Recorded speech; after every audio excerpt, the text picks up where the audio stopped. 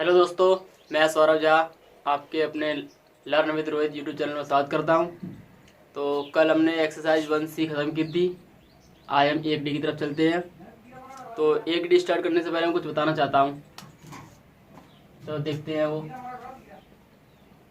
जैसे मैं कहूँ किसी संख्या में 2 का भाग लगाओ और वो कोई संख्या हमारी 19 है। ठीक है, जब मैं 2 का भाग 19 बनाऊँ कितने जाएगा?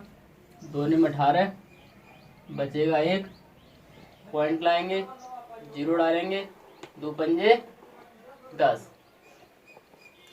मतलब मैंने 2 का संख्या एक विषम संख्या में लगाया तो पूरी तरह कट गया, वो पॉइंट में लेकिन पूरी तरह कट गया। और सब में लाए तो वैसे ही चला जाएगा वो। और देख लेते हैं हम, 2 का भाग लगाया मैंने 125 में, 2 छिक्के 12, 2 दूनी 4, पॉइंट लाएंगे, 0 डालेंगे, 2 पंजे 10। ठीक है, इसका मतलब समझिए। इसका मतलब ये है कि अगर हम किसी संख्या का भाग, किसी संख्या में 2 का भाग लगाते हैं, इसका मतलब ये है कि अगर हम किसी संख्या में 2 का भाग लगाते हैं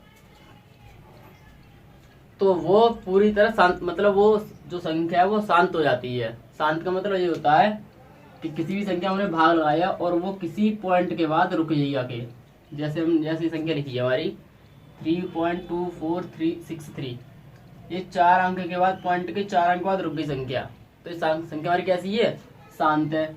अशांत कौन सी होगी? 3.33333, ऐसा चलता रहे, ये हमारी अशांत होती है। ठीक है, तो अगर हम किसी भी संख्या में 2 का भाग लाएंगे तो संख्या हमारी कैसे हो जाएगी? शांत हो जाती है। आगे बढ़ते हैं हम। अब मैं 4 का भाग आगे दिखाऊंगा आप लोगों को। 4 का भाग आया मैंने 89 में, 4 दूनी 8, 4 दूनी 8, पॉइंट लगाओ, 0 उड़ाओ, 4 दूनी 8 और 4 पंजे 20।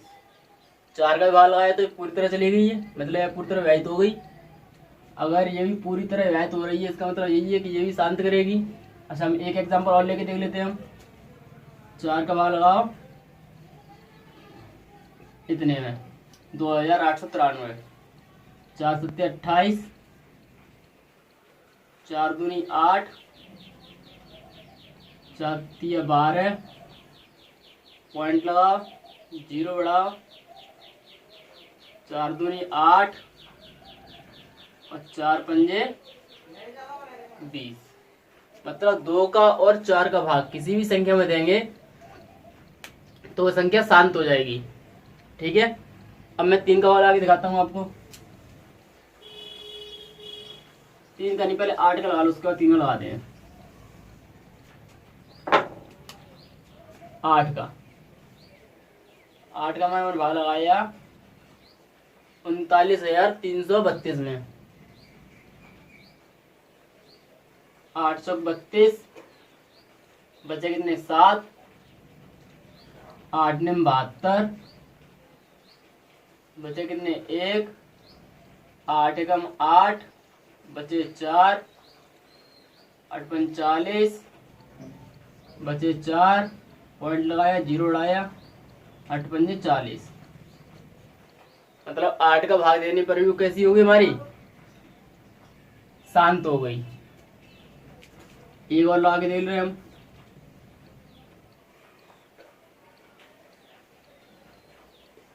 3,893 में 8 चौक 32, बचे 6, 8 8 64, बचे 5, 8 6 48, बचे 5, पॉइंट लगाया, 0 उड़ाया, 8 6 48, बचे 2, पॉइंट लगा, 0 डालेंगे, 8 दूनी 16, बचे 4, पॉइंट का 0 डालेंगे, 8 पंच 40। मतलब हमने 2 से भाग लगाया, 4 से भाग लगाया, 8 से भाग लगाया, तो इन तीनों से हमने भाग लगाया तो कोई भी संख्या हमारी कैसी हो गई?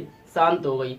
अगर हम, अब इसका मतलब ये मत सोच लेना कि 2 का गुणज होगा तो वो संख्या शांत हो जाएगी। 2, 4 और 8 में भाग लगाया है। अब यहाँ पे तो 6 अपनी तरफ से मत रख लेना आप लोग। अगर आपने 6 का भाग लगा के शांत कर दिया तो गलत है। कैसे गलत है? अब मैं आपको 3 का भाग लगा के दिखाऊंगा।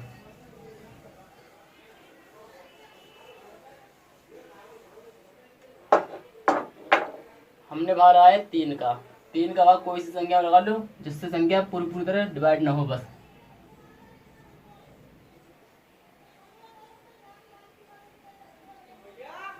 ठीक है, ये संख्या है।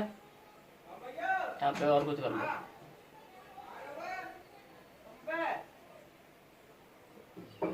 26 कर लो।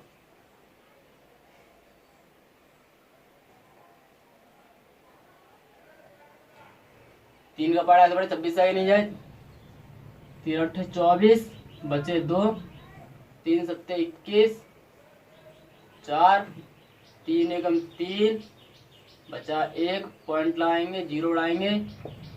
3 3 9 बचा 1, 3 3 9 बचा 1, 3 3 9 बचा 1, 3 3 9, ऐसे करके बचता रहेगा। शेष इसकी एक बचती रहेगी हमेशा। और यहाँ पे 12 3 3 3 3 3 3 3 3 आते रहेंगे। तो ये जो संख्या होगी ये हमारी कैसी हो जाएगी? अशांत हो जाएगी। ठीक है, तो जो मैंने अभी बताया था वो समझ लो। 2 4 और 8 का मतलब मैं यही 3 वाक्यों लगवाए थे मैंने अभी तक। यदि या नोट पॉइंट लिख लेना। यदि किसी परिमेय संख्या का हर, यदि किसी परिमेय संख्या का हर 2 या 2 की घात n के रूप का है तो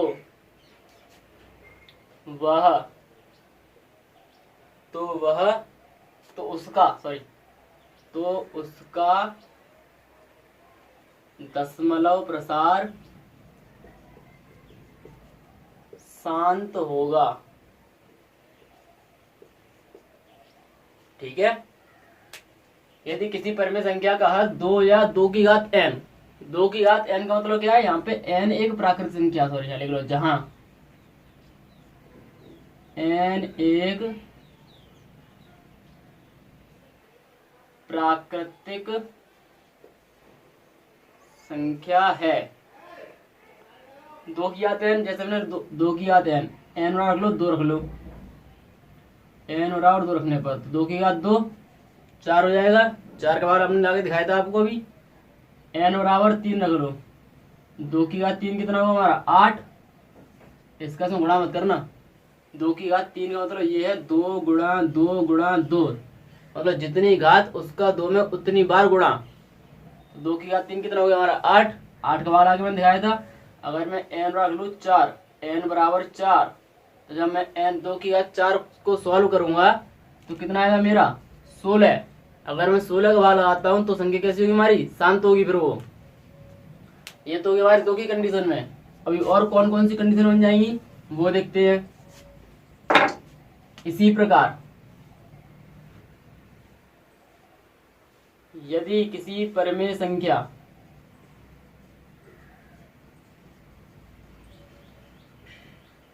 का हर, यदि किसी परिमेय संख्या का हर 5 या 5 की घात n के रूप का है तो यहाँ 2, यहाँ 5 या 5 की घात n के रूप का है तो उसका दशमलव प्रसार शांत होगा। n यहाँ पे क्या है? यहाँ भी n एक प्राकृतिक संख्या है। ठीक है, जैसे हमने 2 का भाग आगे देखा था, 4 का आगे देखा था, 8 के आगे देखा था, ऐसे ही यहाँ पे 5 का आगे देख लेना। 5 की घात 2 मतलब 25, 5 की घात 3 मतलब 125, 5 की घात 4 मतलब 625। आप इनका भाग लगा के देखोगे तो संख्या कैसी होगी हमारी? शांत होगी। एक कंडीशन और है, वो लिख लो। यदि किसी परिमेय संख्या का हर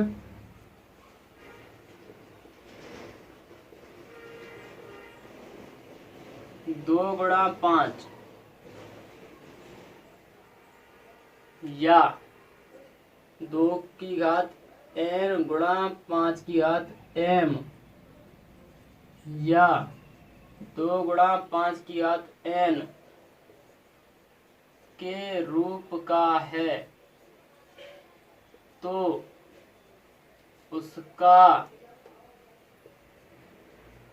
दशमलव प्रसार कैसा होगा? शांत होगा। अगर हम किसी संख्या में 10 का भाग लाएंगे तो वो 1 पॉइंट बाद रुक जाती है, 100 का लाएंगे तो 2 पॉइंट बाद रुक जाएगी, 1000 का लाएंगे 3 पॉइंट बाद रुक जाएगी। तो अगर 2 गुणा 5 की होगी 10 होगा हमारा सीधे, या 2 की घात n और 5 की घात m, ये दोनों अलग अलग संख्या हो सकती है। यहाँ पे मान चलो 2 की घात दे रखी हो 4 और 5 की घात दे रखी हो 3, तो उसमें अभी हमारा कैसा होगा? शांत ही होगा। या 2 गुणा 5 की घात n, 2 गुणा या दोनों पे या तो बराबर घात दे रखी हो या दोनों के ऊपर घात लाके रखी हो, तो वो भी कैसा होगा? हमारा शांत होगा। अगर हर में किसी परिमेय संख्या में ये 3 कंडीशन है हर में, तो हमारा शांत होगा। इनके साथ अगर कोई संख्या जुड़ती है तो शांत नहीं होगा, फिर वो अशांत हो जाएगा। ठीक है, जैसे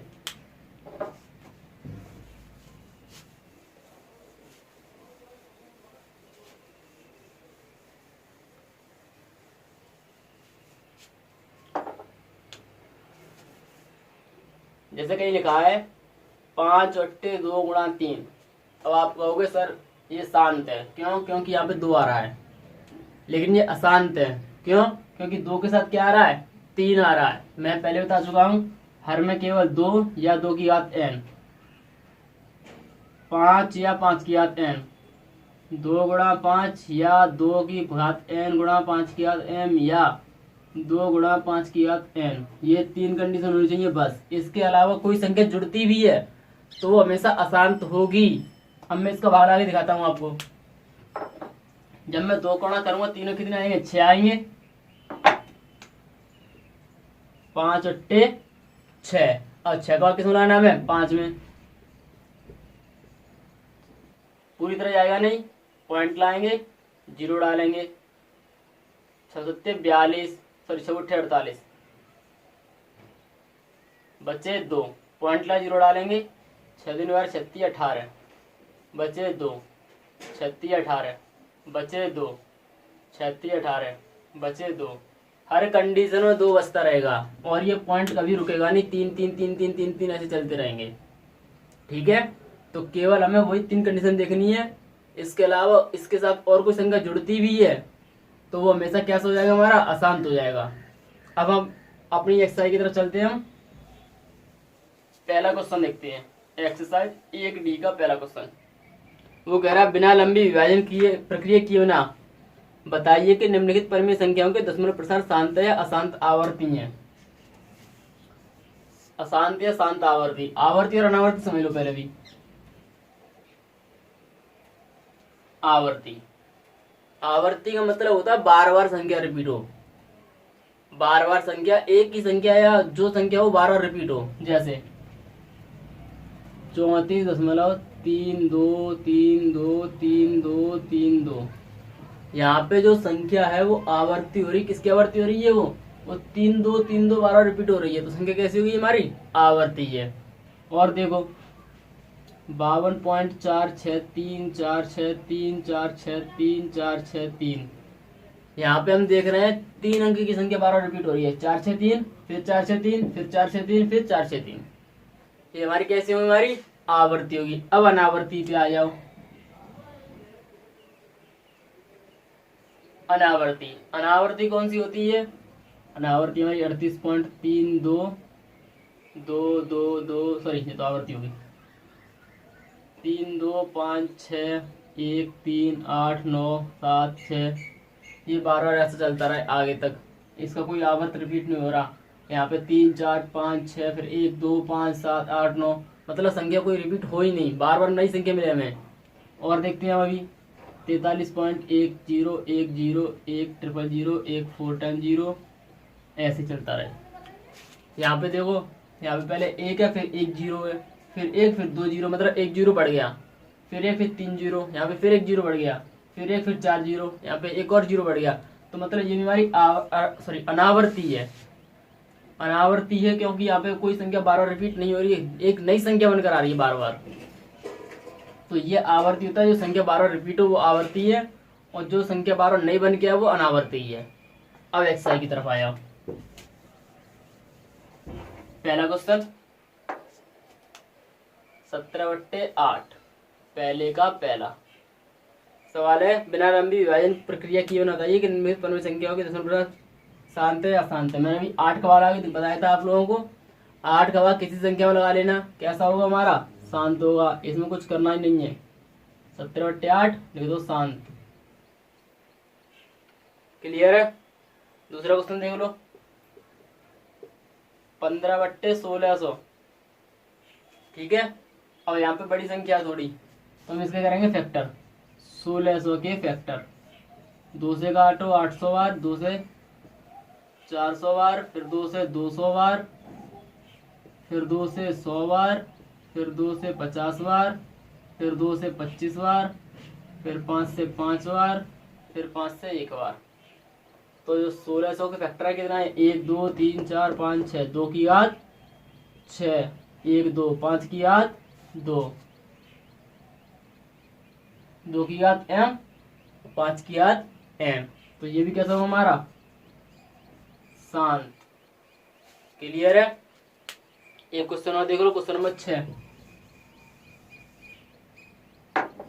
129/2 की घात 2, 5 की घात 7 और 7 की घात 5।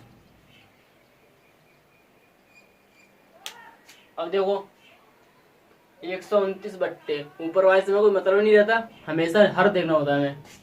2 की घात 2 मतलब 2 की घात m, 5 की घात n, लेकिन इसमें 7 की घात 5 जुड़ गया है, तो ये संख्या कैसी होगी हमारी,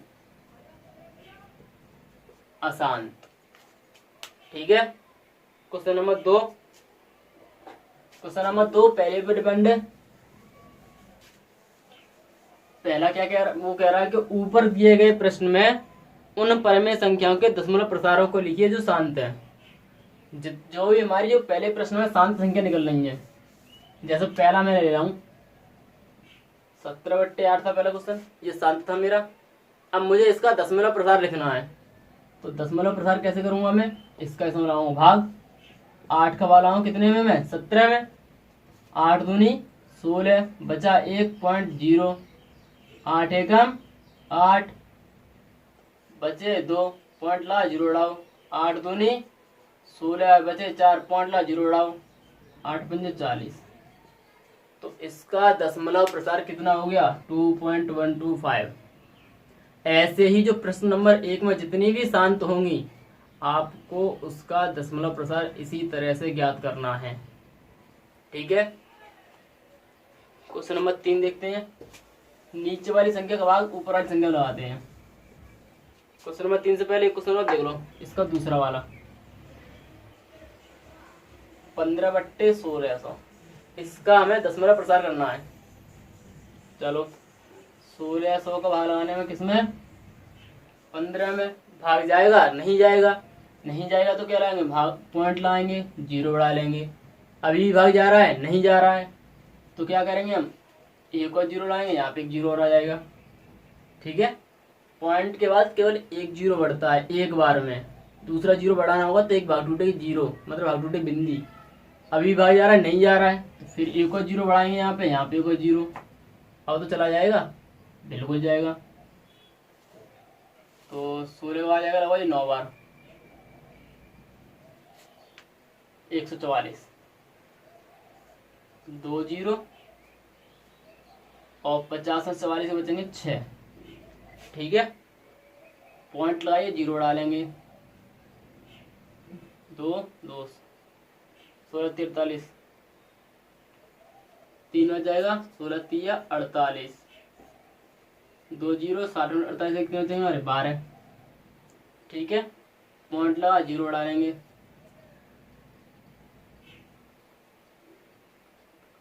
16 7 112।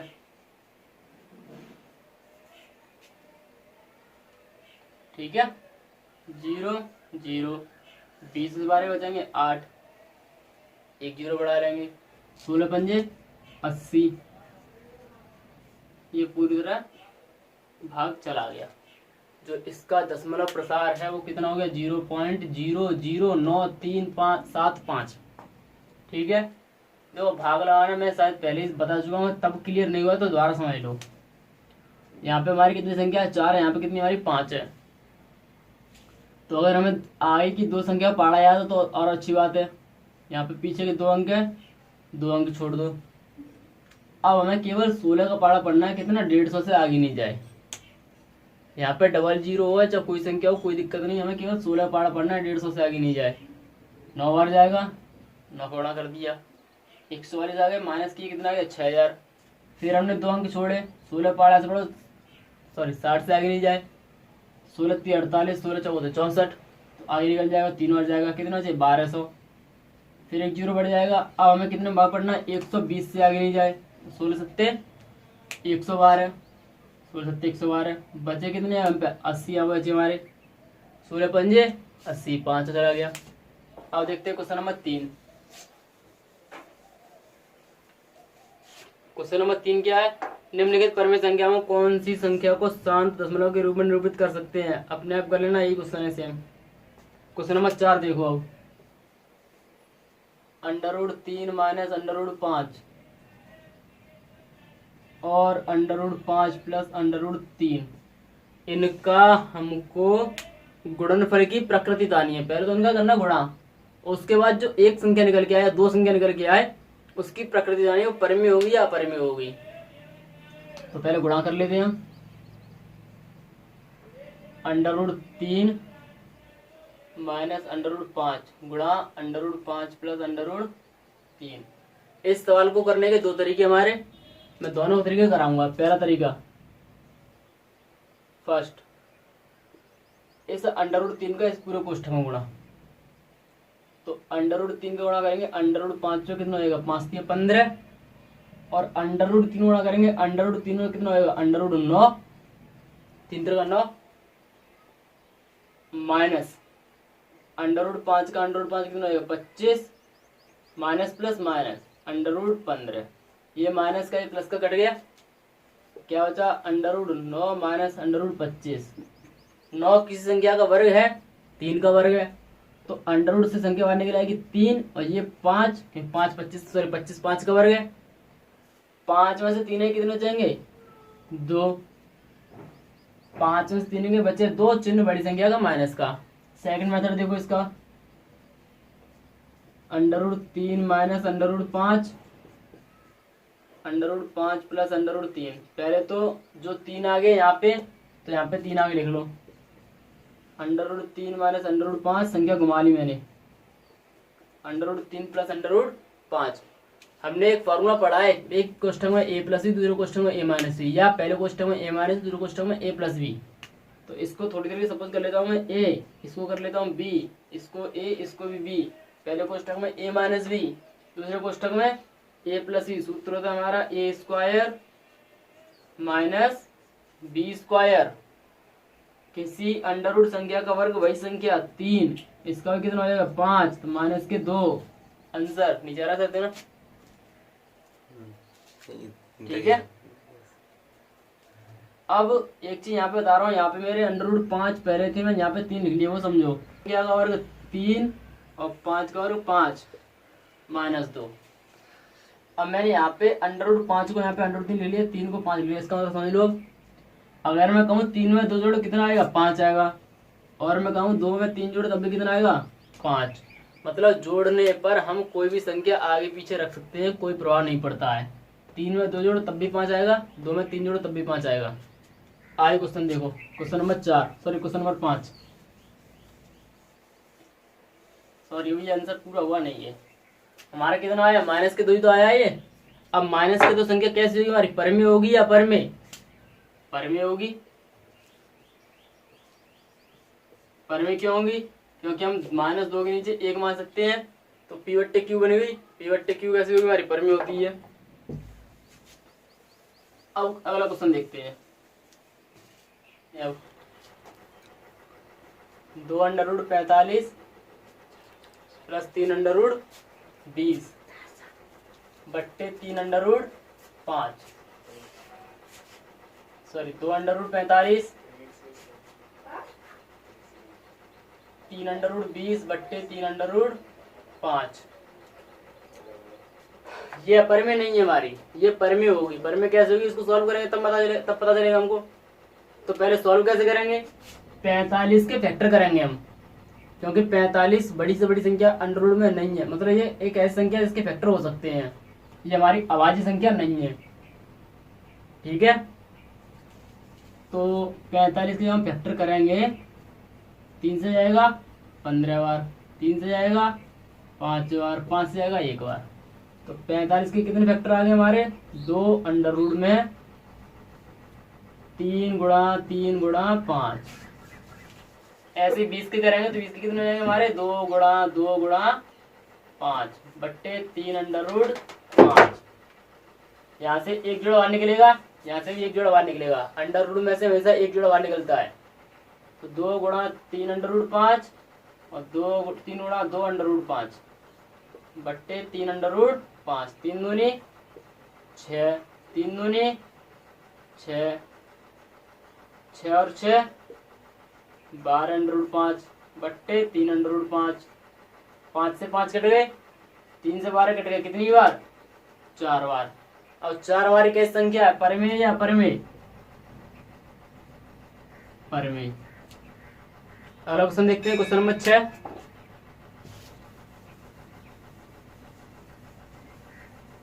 क्वेश्चन नंबर 6 में पूछा है संख्या परिमेय है क्या अपरिमेय है, उसमें यही क्वेश्चन पूछा है। तो क्वेश्चन नंबर 6, अंडर रूट में 1027 कैसे 29 बट्टे 147, इसको बताना है परिमेय या अपरिमेय है। तो इसको बताने के लिए पहले तो हम ये देखेंगे कि इसका इसमें भाग जा रहा है कि नहीं जा रहा है। अगर इसके इसमें भाग चला जाएगा तो भाग लगा देंगे। अगर भाग नहीं जाता है पूरी तरह तो फिर ये देखेंगे ये किस संख्या का वर्ग है और ये किस संख्या का वर्ग है। अगर वर्ग नहीं है तो यही बोल देंगे कि ये अंडर रूट सॉरी ये परिमेय संख्या है, और अगर वर्ग है तो उसको सॉल्व कर लेंगे फिर हम। तो पहले भाग लगा के देखते हैं हम। 147 वाला आएंगे 101 और 29 में ये जाएगा लगभग 7 बार। 77 49 67 लगे 4 7 चौक 28 28 4 32 7 1 7 3 10 पूरी तरह चला गया। कितनी बार गया ये, 7 बार। अंडर रूट में 7 और अंडर रूट 7 हमारी कैसी संख्या होती है, हमारी अपरिमेय। ठीक है, क्वेश्चन नंबर 7।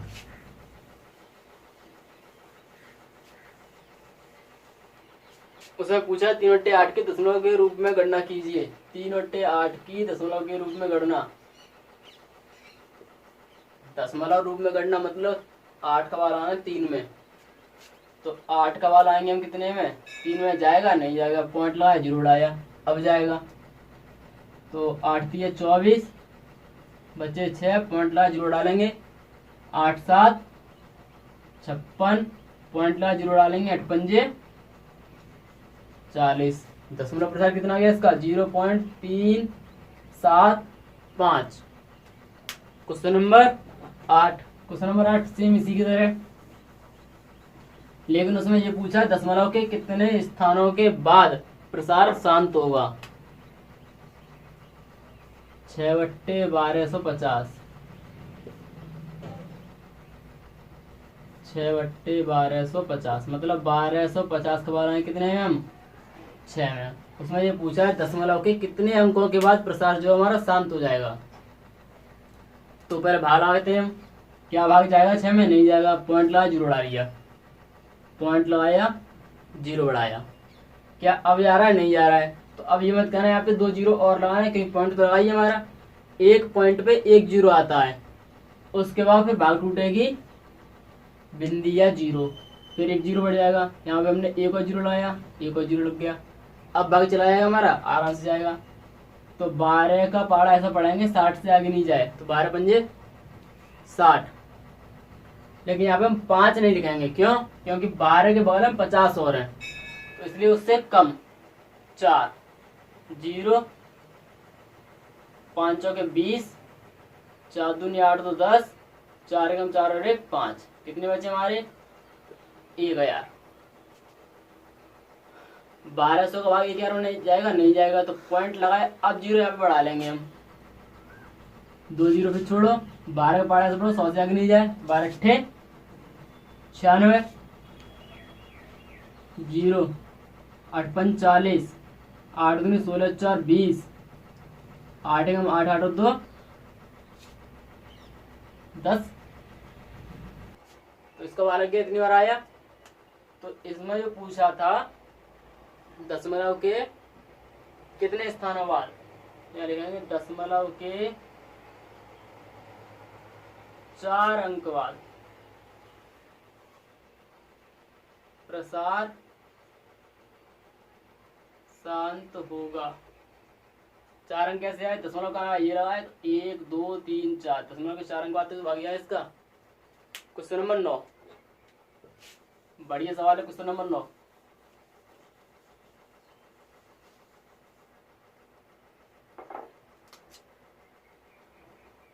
बिना भाग लगाए या बिना भाग विधि के 15/4 प्लस 5/40, बिना भाग विधि के इतने को दशमलव रूप में व्यक्त कीजिए। हमें इसमें भाग नहीं लगाना किसी का भी, और इसको दशमलव रूप में व्यक्त करना है। तो बिना भाग लगाए कैसे करेंगे हम? देखो, हम एक चीज जानते हैं, अगर हम 12 में 10 का भाग लगाना तो हम बिना भाग लगा ला सकते हैं। कैसे? यहाँ पे कितनी जीरो? 1 जीरो है, तो 12 लिख लो, और पीछे से 1 अंक का दशमलव लगा दो, लग गया भाग। मैं कहूँ 188 में 100 का भाग लगाओ, तो 188 की 188 लिख लो पहले, ठीक है। नीचे कितनी जीरो है? 1 2, तो 2 अंक बाद दशमलव। बस ऐसे हमें इसको करना है, बिना भाग के दशमलव लगाना है। तो अगर हम इतने भी होशियार नहीं है कि 4 का भाग 15 में बिना भाग लगा लें हम, और 40 का भाग 5 में लगा लें, तो क्या करेंगे हम? यहाँ पर भी नीचे जीरो बनाएंगे, यहाँ भी नीचे और यहाँ भी नीचे। वो कैसे बनाएंगे? तो मैं 15 में, सॉरी 4 में कितने का गुणा करूँ कि यहाँ पे 100 हो जाए? 4 में कितने का गुणा करूँ कि 100 हो जाए? तो गुणा में कैसे बन जाएगी? भाग में 100/4 कितने का हुआ? 25 का। तो मैं ऊपर यहाँ पे भी 25 और यहाँ पे भी 25 का गुणा कर दूं। परमेय संख्या में गुणा भाग ऊपर नीचे कर लो, संख्या में कोई प्रभाव नहीं पड़ता। अब ऐसे यहाँ पे होगा कि 40 में कितने का गुणा करूँ कि 100 हो जाए? 40 में कितने का गुणा करूँ? 100 या 1000 हो जाए। 1000 ले लो या 100 ले लो? 1000 लेंगे, क्योंकि 100 से कम चलेगा नहीं। तो x बराबर 1000/40, इसमें कितना गुणा करते हैं हम? 25 का। इसमें 25 कर लो तो कितना होगा? 1000 होगा, गुणा 25/25।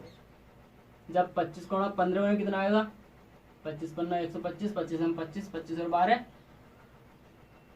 37/100, और 25 पन्ना 125/1000। नीचे हमारे सब 0 0 0 हो गए। अब भाग लगाना बहुत आसान हो जाएगा। कैसे? यहाँ लिखेंगे 375 और यहाँ लिखेंगे 125। नीचे जीरो देखो, यहाँ कितने जीरो हमारे? 2, तो यहाँ पे भी 2 अंक बाद दशमलव हो जाएगा, 1 2 अंक बाद दशमलव। यहाँ पे कितने जीरो है? 1 2 3, तो यहाँ भी पीछे से 1 2 3 अंक बाद दशमलव। इन दोनों क्या करना है? हमें जोड़ना है। तो 3.75 और 0.125। जोड़ना हो या घटाना हो, दशमलव के नीचे दशमलव होना चाहिए, आगे पीछे ना हो। तो 5 7 8 3, ये हो गया इसका आंसर। हमने कहीं भाग नहीं लगाया, बिना भाग के हमने आंसर निकाल दिया। Question number 10।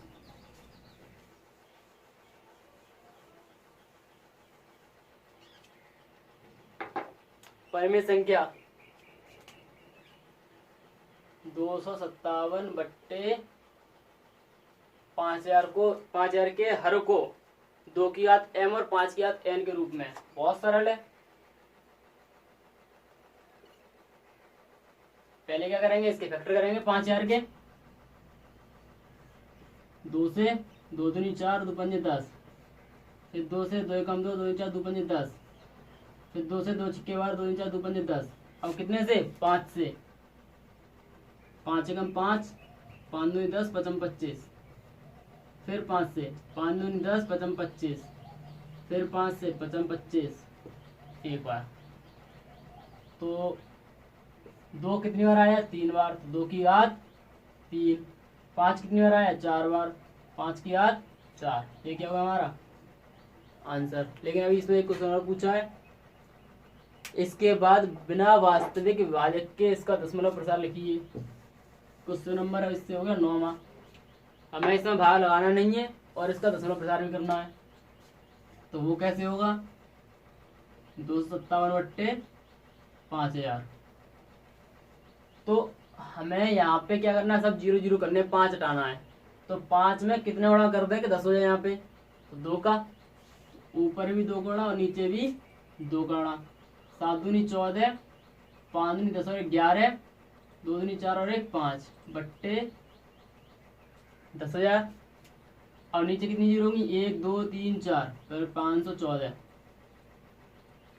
पीछे से 1 2 3 4 अंक का दशमलव आएगा हमारा। यहाँ पे संख्या कितनी है हमारी, 3, तो 4 बनाने लाएंगे हम, 1 0। अब 1 2 3 4 अंक का दशमलव और 1 0 और लगा लेंगे। दशमलव 2 अंकों के बीच अच्छा लगता है, इसलिए 1 0 आगे और लगा लेंगे हम। 10 खत्म। Question number 11।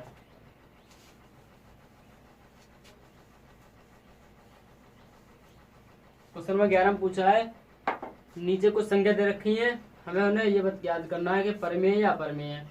यदि परिमेय है और पीओटी क्यू के रूप में है तो क्यू के अभाज्य गुणनखंडों के बारे में आप क्या कह सकते हैं।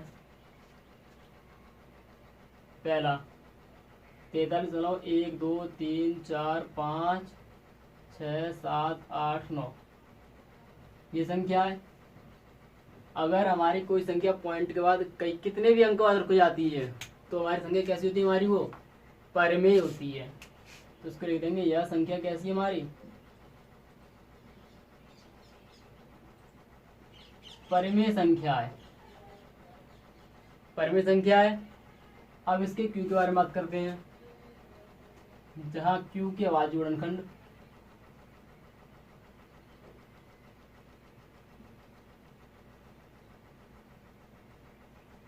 कैसे हो सकते हैं, 2 की घात m, 2 या 2 की घात n, 2 की घात n या 5 की घात n, या 2 की घात m गुणा 5 की घात n के रूप के हो सकते हैं, के रूप के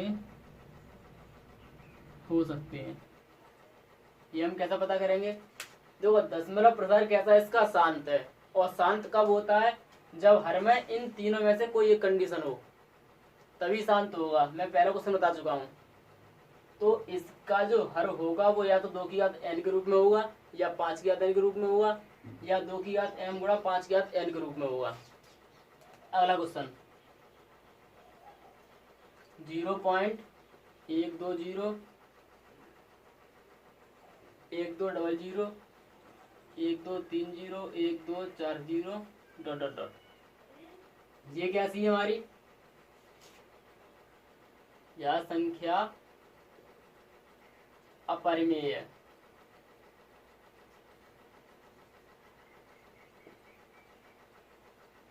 अपरिमेय क्यों है, पहले तो इसका प्रसार शांत नहीं है, ठीक है, और ये अनावर्ती भी है।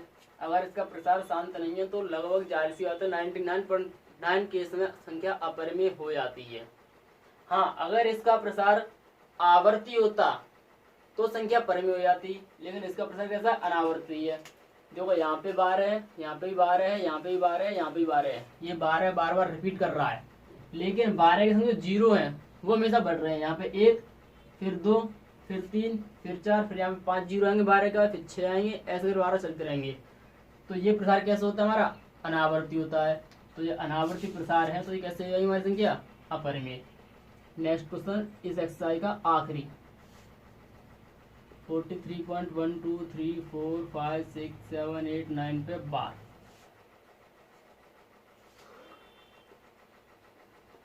यह संख्या कैसी है हमारी? परिमेय। परिमेय क्यों है? क्योंकि देखो इसका प्रसार शांत है, शांत नहीं है सॉरी। बार का मतलब ये है कि ये इतनी संख्या बार बार क्या होगी? रिपीट होगी। 1 2 3 4 5 6 7 8 9, फिर 1 2 3 4 5 6 7 8 9, फिर 1 2 3 4 5 6 7 8 9, पता नहीं कितनी रिपीट होगी। लेकिन जो रिपीट हो रही है वो कैसी संख्या? आवर्ती है। तो इसलिए इसको हम कह सकते हैं कैसी संख्या? ये परिमेय है। अगर कहीं लिखा 3.3333333 ऐसा लिखा जा रहा है, तो हम इसको 10/3 के रूप में लिखते हैं। ठीक है, तो हमारी 10/3 कैसी हमारी? परिमेय संख्या है। तो ये हमारी कैसी होगी? परिमेय संख्या होगी। तो ये भी हमारी एक परिमेय संख्या होगी, बार बार रिपीट हो रहा है, इसका मतलब ये परिमेय संख्या है। अब हम इसके क्यू के भाज्य गुणनखंड की बात करेंगे। जहां क्यू के अभाज्य गुणनखंड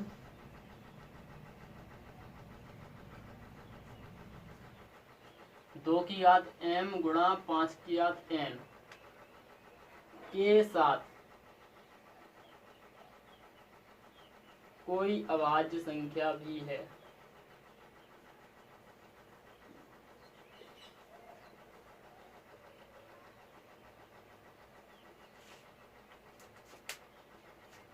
जहाँ क्यू के भाज्य गुणनखंड 2 की घात m गुणा 5 की घात n के साथ कोई अभाज्य संख्या। अभाज्य संख्या इसलिए आएगी क्योंकि ये हमारे क्या हो रहा है? बार बार रिपीट हो रहा है, मतलब शांत नहीं है। शांत होता तो यही होता, शांत नहीं है, इसलिए इसमें कोई अभाज्य संख्या भी होगी। तो आज की वीडियो यही खत्म करते हैं। आज हमने एक डी पूरी खत्म कर दी, कल एक ई स्टार्ट होगी। सो जिन बच्चों ने भी अभी तक चैनल को सब्सक्राइब नहीं किया है, प्लीज़ चैनल को सब्सक्राइब कर लें और उसके बाद में बेल आइकन को भी दबा दें। धन्यवाद। कितने मिनट की है वीडियो?